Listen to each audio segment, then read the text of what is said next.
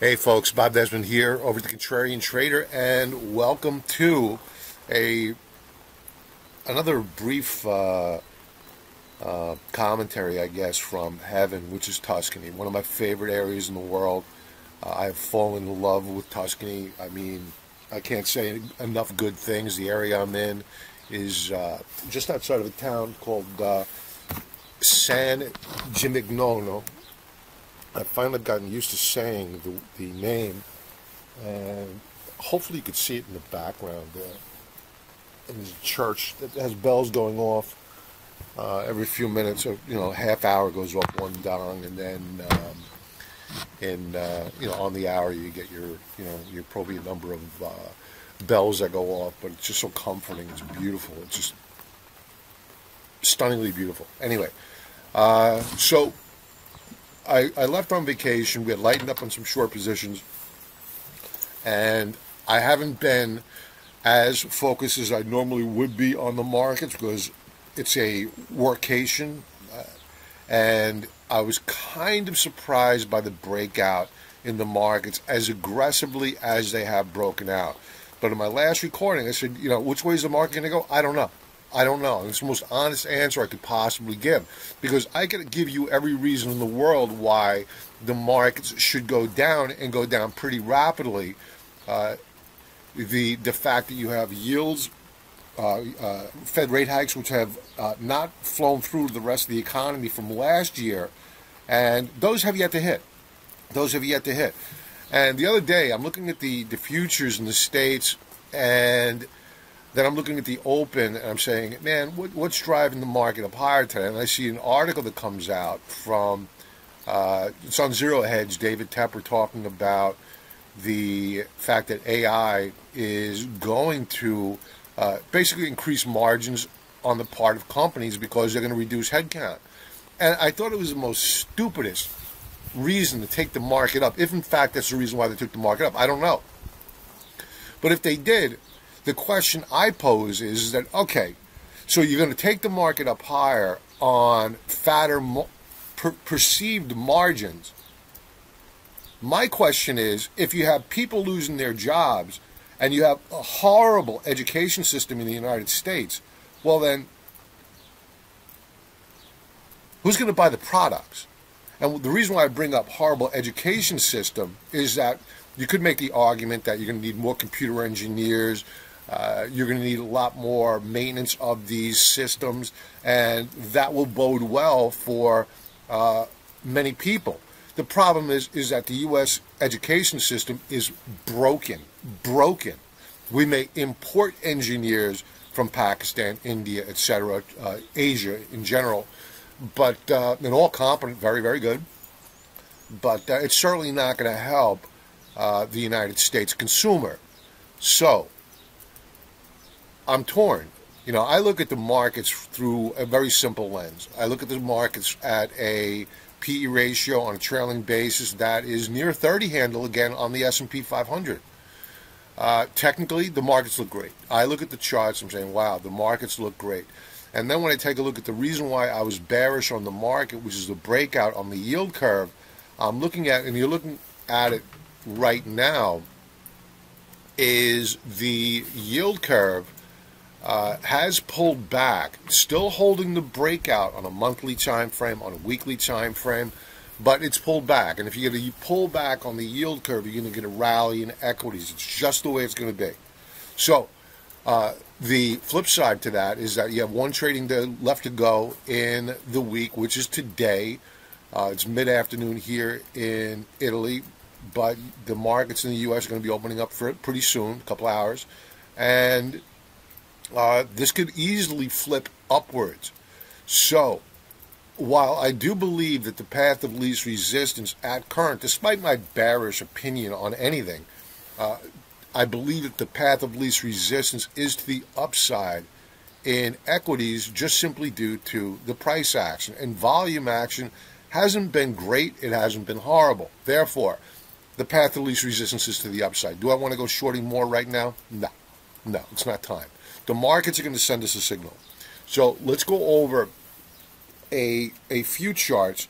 We already went over the yield curve. I want to talk about the dollar, and I want to talk about the precious metal names, because I mentioned a few days ago that the dollar I had expected to break out, actually not a few days ago, a few weeks ago. I was saying, watch the U.S. dollar weekly time frame, threatening a breakout. If it breaks out, the gold mining, silver mining names are all at current very strong. This is a few weeks ago. At current very strong. If the dollar breaks out, that strength is going to evaporate. And it's exactly what you've seen. But as I'm looking at the charts now, they're beginning to look interesting yet again. So the dollar is still bullish. We'll go over that chart now. So do I want to go jumping right back into the same position I had a few weeks ago? No. I think it's time to start nibbling a little bit on the long side of at least the silver names. I think silver's looking a little bit better than the gold mining names. But those two can be bought up. We had sold off some NUGT, sold off some AGQ, which is a leveraged ETF of silver. We'll go to these charts in a moment. Let's first take a look at the U.S. dollar, because as goes the U.S. dollar, inversely goes the price of the precious metal names, including the miners. So, and we're also going to talk about emerging markets, which are actually looking really good in the face of a stronger U.S. dollar. So, let's get to it. So, let's take a look at the dollar here. And the dollar, this is a weekly chart. The dollar is up spot 8-9%. And it just goes to show you, don't listen to these people out there saying de-dollarization this, de-dollarization that. Every other financial video on YouTube a few days ago was all about de-dollarization. That is come and gone. That was the contrarian trade. Get long the dollar and all the bearishness. Sure as God made green little apples, that was a trade to be had. Are we done going up? We don't know. It still looks pretty strong here. On the week, we're at the 50-period moving average. Do we close above it? If we do, very bullish. If we close below it, well, then we may have a lower high. Now, to the price of gold, gold continues to get hammered well back down below the 2,000 mark. Is it time to go buying? No. Avoid at current. The ETF that we sold off a few weeks ago, NUGT, is it time to go buying? I think you could nibble here. There's probably more downside, especially if the dollar goes up. But I think it's interesting. Maybe you want to sell puts. It's very low IV ranking here, so not the best trade unless you want the shares. If you want to get a Groupon on your shares, meaning you want to buy these shares at current, you have a little bit of trepidation. Think about selling a 38 put thereabouts, get a little bit of a discount on your purchase.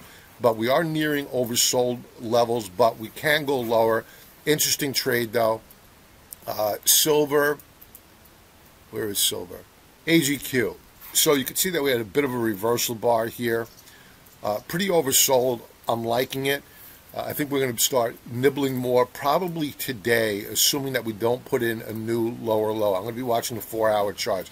Even though I'm on vacation, it's a workcation. I love this business, so we have to keep doing what we do, right? You guys out there know it. What else are we looking at? We're looking at, emerging markets. Usually emerging markets, this is EMXC, we own it. Usually they trade inversely of the U.S. dollar. What are they doing at current? Man, emerging markets are looking really good here.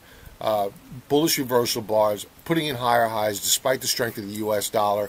If you want to take a look at emerging markets with China mixed in to see whether or not there's any type of a deviation, ex-China were up less than 1% yesterday. EEM with China was down yesterday with China. So ex-China doing better than with China. So moving on, I'm going to try to leave this off. My battery's dying here. VIX is dead. We're nearing the lows though. Critical support immediately below. I would be careful here about putting on new longs. Why? Take a look at your Dow transports. One trading day left to go. A lot can happen here, but possible lower high daily time frame. They're not participating as much as the big 5 mega cap names on the triple Qs. Speaking of them, here we go. Last I did a video was back here on the 16th, and since that point in time, that failed breakout has been annihilated, and we have rallied measurably on the week. We're nearing overbought levels, but I still think we could probably press higher here, at least in the short term. So, is it time to go short in the market? Maybe you want to nibble, but I would wait for the yield curve to recover, begin to start steepening yet again. And if we get that, you can bet that the rest of the market's going to cave in. Also, what you want to keep an eye on, and this is kind of shocking to me, is that you have, I guess it's not shocking, we haven't hit that level of 4% yet on the 10-year yield. We have a ways to go, but we're moving higher on yields. Once we hit that 4 handle on technology, these leaders are quite possibly going to become laggards. So be very, very careful. Folks, I'm checking out from Tuscany. I will talk to you soon. Everybody have an awesome trading day, a profitable trading day. Be well.